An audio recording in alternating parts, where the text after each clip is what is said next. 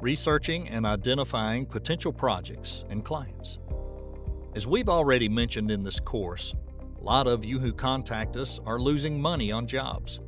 Obviously, you're not going to stay in business too long like this, let alone make millions per year with your construction business. So, why is this happening? Well, for starters, you're not going after the right projects for you and your business. How do you solve this issue?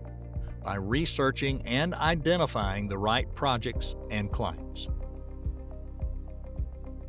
Identifying potential projects.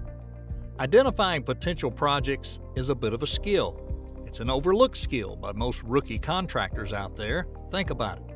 How are you going to win more construction projects if you can't find the right projects in the first place? So where can you start looking for potential projects to bid on? You might want to try industry publications, construction databases such as Construction Connect and BidClerk, local government websites, and networking like trade shows, association events, and even social media. While searching for potential projects, it's important to consider various factors, such as the project's size, complexity, location, availability of resources, and project timeline.